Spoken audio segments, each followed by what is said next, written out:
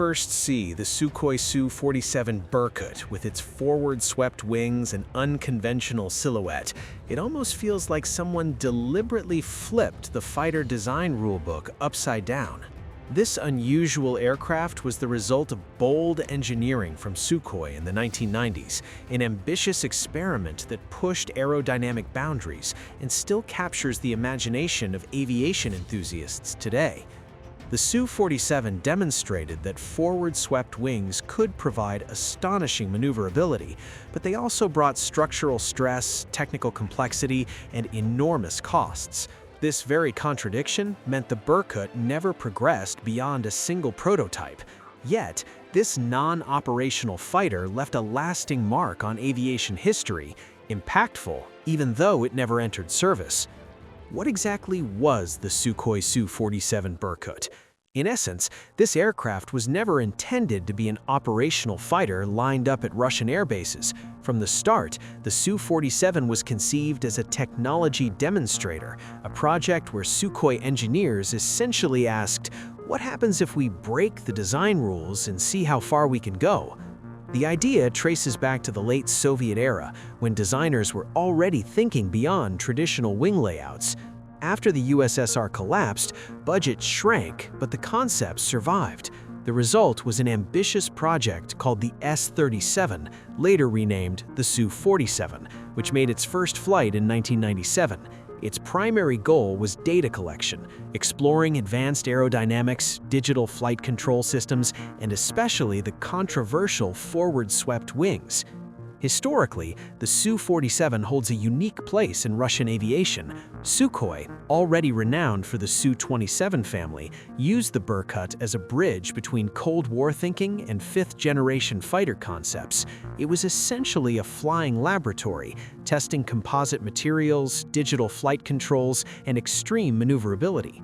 Interestingly, Sukhoi knew the risks from the start. Forward-swept wings offered incredible agility and control, but also imposed structural stress, high costs, and constant computer dependence.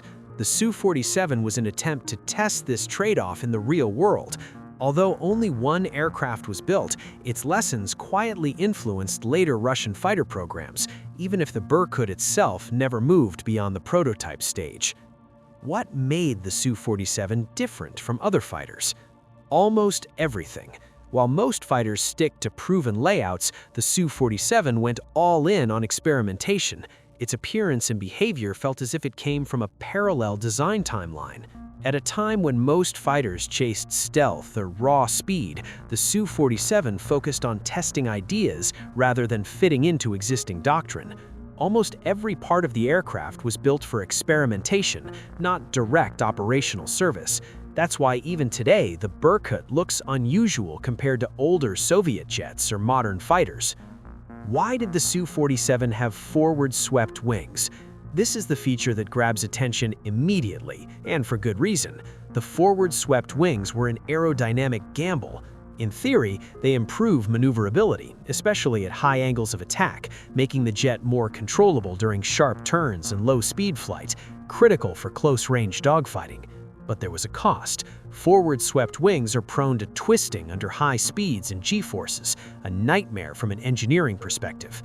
Sukhoi mitigated this with advanced composite materials and digital fly-by-wire systems, which technically worked. Still, high costs, construction complexity, and production challenges meant the design was impractical for mass production.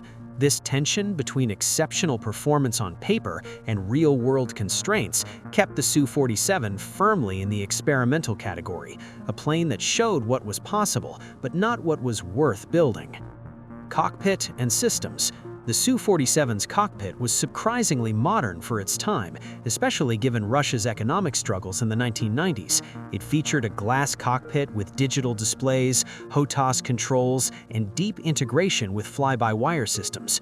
The reason was simple. The Berkut was intentionally aerodynamically unstable, and without constant computer assistance, safe flight would have been nearly impossible.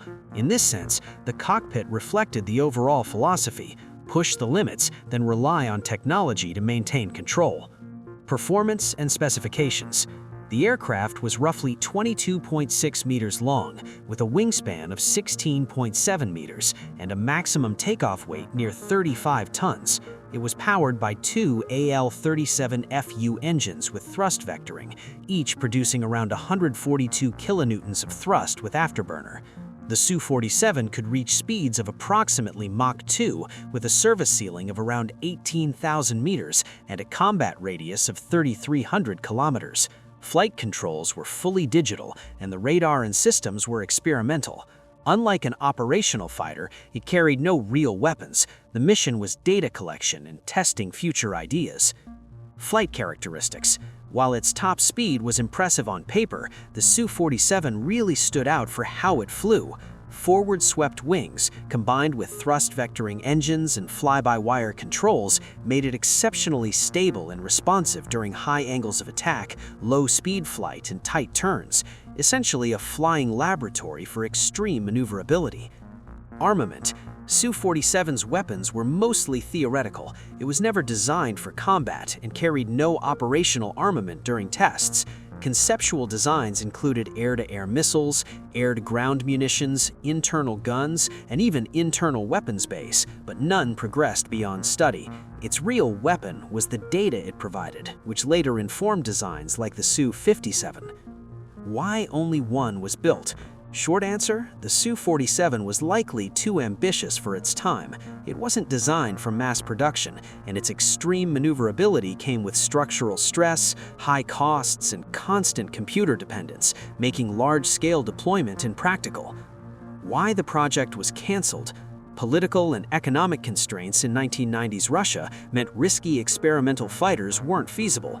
Defense budgets were tight, priorities shifted to more practical fifth-generation programs, and the Su-47's advanced technologies, while effective, were expensive and maintenance-heavy. When Sukhoi compared it to conventional designs that still delivered stealth, speed, and agility, canceling the project became the clear choice. Legacy. The Su-47's legacy extends beyond its single prototype. It proved which technologies were worth pursuing and which were too risky. Fly-by-wire systems, composite materials, and extreme maneuverability concepts were validated, while forward-swept wings taught a costly lesson. It also reinforced Sukhoi's culture of bold prototype testing before production, a philosophy that influenced future aircraft development. Influence on modern Russian fighters. The Su-47 directly impacted later aircraft. Extensive use of composites in the Su-57 to manage weight, stress, and radar signature. Advanced fly-by-wire and relaxed stability in Su-37 and Su-57 for extreme maneuverability without overloading the pilot. Focus on agility and control at high angles of attack rather than raw top speed. Lessons learned from forward-swept wings discouraged their operational use and reinforced a prototype-first development approach, testing risky ideas early before committing to production. What do you think? Let us know in the comments. Thanks for watching till the end. Don't forget to like and subscribe. And until the next video, take care and stay safe.